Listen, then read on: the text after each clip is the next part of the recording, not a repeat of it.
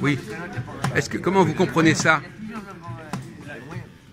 La lettre, c'est ce qui est écrit, mais l'esprit, c'est les différents sens qu'on peut en déduire de cette lettre. Mais non, on est quand même. Il y a plusieurs niveaux de compréhension. Voilà, mais en vous écoutant, on a l'impression que la lettre est plus importante que l'esprit. Ah, les deux sont importants. Non, mais j'ai l'impression que vous n'êtes pas très à l'aise avec l'esprit. L'esprit, bon, oui. Non, mais bon, la lettre, c'est quand même le support de quelque chose. Et ensuite, il y a plusieurs niveaux de compréhension. Plus ou moins, il y a un niveau analogique, il y a un niveau moral, il y a un niveau anagonique, je crois. Bon, prenons le problème autrement. Quelqu'un qui lit un bouquin, Ouais. le premier imbécile venu qui sait lire, il a accès à la lettre.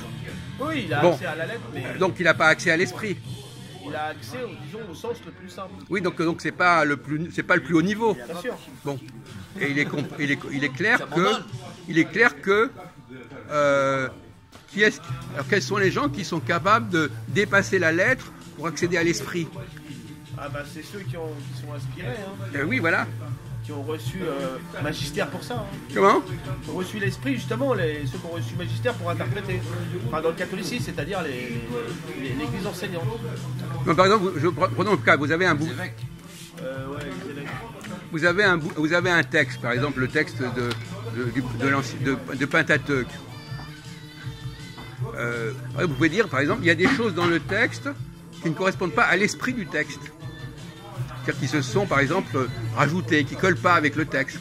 Hein, voilà. Parce que l'esprit, c'est de comprendre que parfois, la lettre a pu se corrompre. La lettre a pu ne pas être transmise correctement. Et comment peut-on le dire si on n'a pas accès à l'esprit? Et en fin de compte, sur le plan linguistique, vous connaissez la question du signifié et du signifiant. Oui. Le signifié, c'est plutôt la lettre ou l'esprit, à votre avis, ou le signifiant? Le signifié aussi. Non, mais les deux, le couple signifié et signifiant, comment vous le connectez avec la lettre et l'esprit? Comment vous les connectez? Lequel vous connectez avec lequel? Le signifié, c'est l'esprit, le signifiant, c'est la lettre. Oui.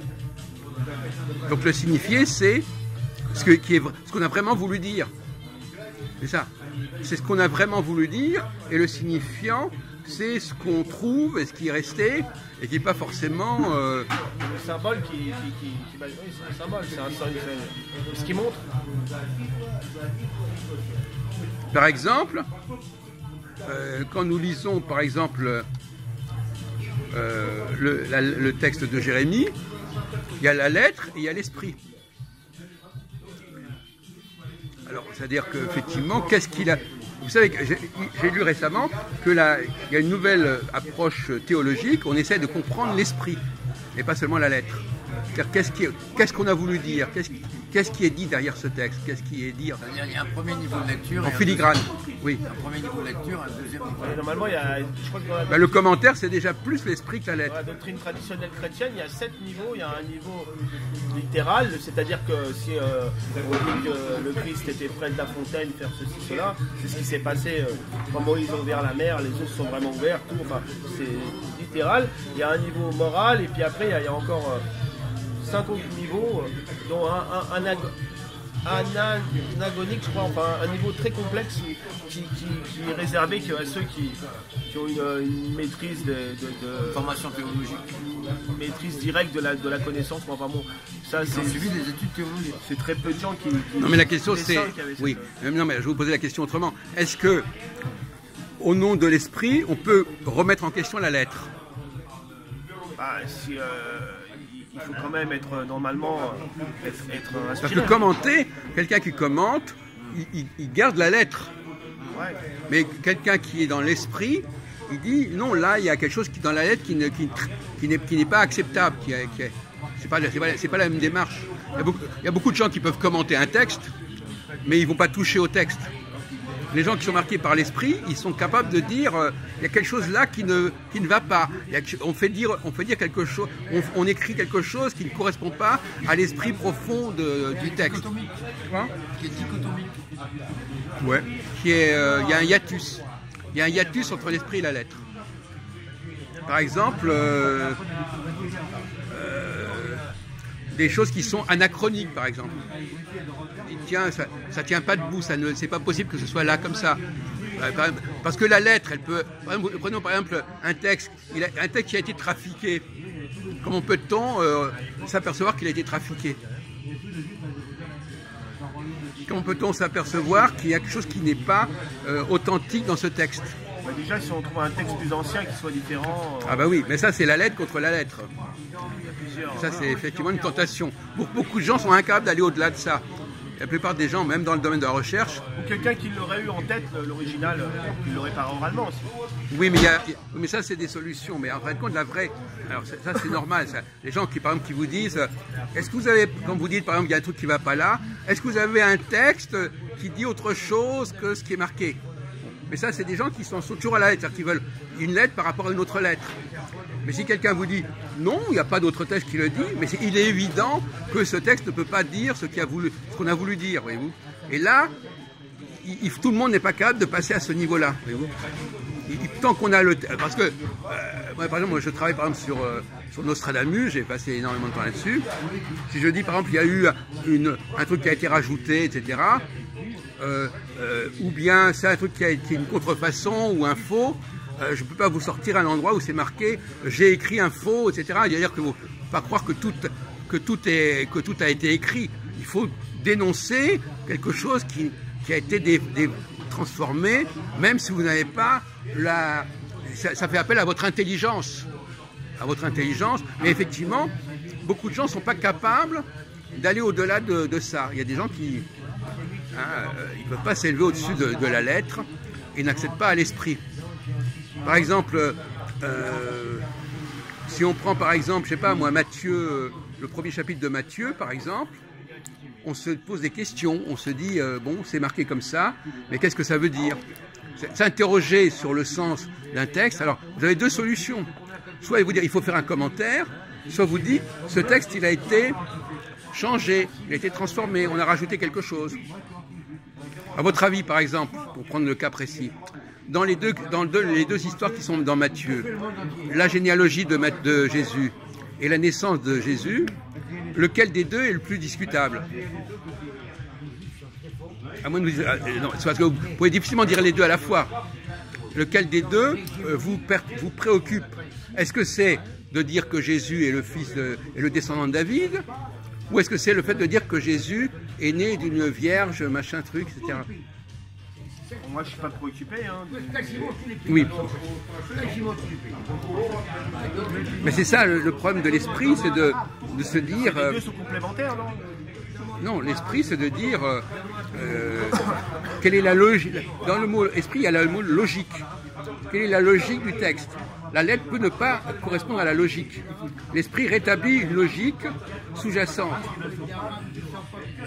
Il donne les deux généalogies, celle, bon, oui, justement, ben oui, mais il faudrait savoir laquelle est la plus logique, la plus dans l'esprit du texte de départ.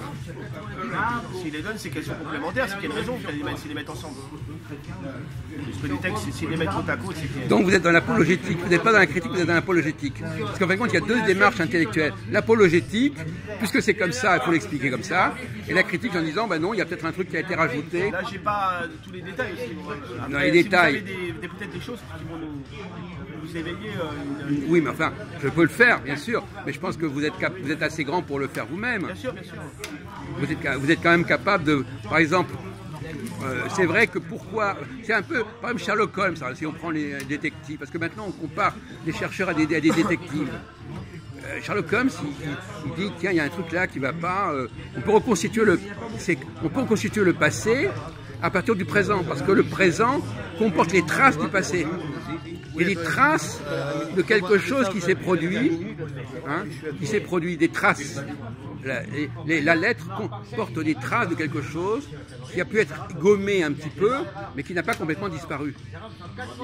Et vous savez pourquoi, mon cher Jean-Paul, pourquoi parfois on ne supprime pas les différentes versions? Par exemple, vous avez un texte, mettez-vous à la place d'un faussaire. Vous avez un texte, vous voulez rajouter quelque chose qui n'est pas dans le texte. Comment vous allez faire pour ne pas éveiller l'attention? Si vous changez complètement le texte, les gens vont vous dire, bah écoutez, c'est évident que vous avez changé le texte. Alors, il faut, Mais- il faut en mettre un peu partout. Hein. Voilà, vous allez rajouter un truc, donc vous allez être obligé quand même de garder des versions.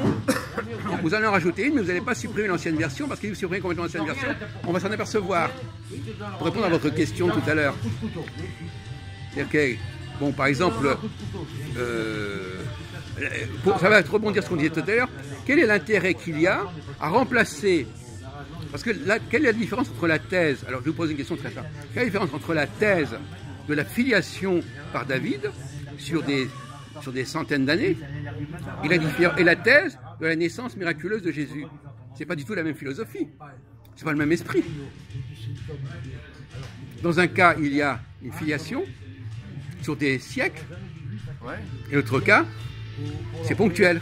Ouais. Voilà. Donc deux épistémologies totalement différentes. Or, justement, dans le christianisme, à un moment donné, il y a la théorie de la filiation,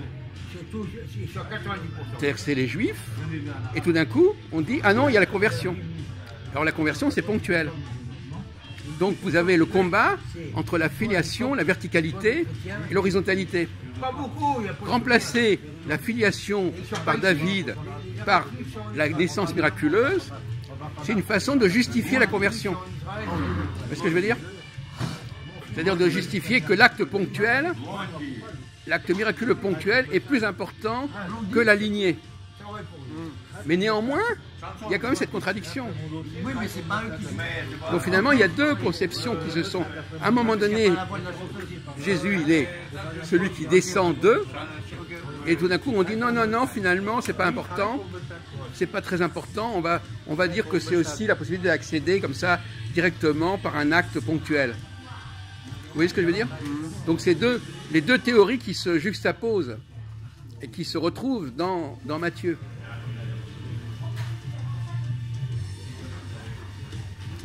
Et on comprend maintenant pourquoi il y a les deux textes qui cohabitent. C'est-à-dire un premier positionnement qui est ah oui, Jésus, il faut absolument qu'il soit né de David. Mais dire qu'il est né de David, ça veut dire que c'est important d'être juif, c'est important que le temps est passé, c'est important qu'il y ait des générations qui se soient succédées, et ça n'a plus rien à voir avec l'idée de l'épître aux Éphésiens. Et justement, entre l'épître aux Éphésiens, quelle est la différence entre l'esprit de la lettre aux Hébreux et l'esprit de la lettre aux Éphésiens? En quoi est-ce qu'ils s'opposent, ces deux lettres, dans leur esprit? Vous connaissez la réponse.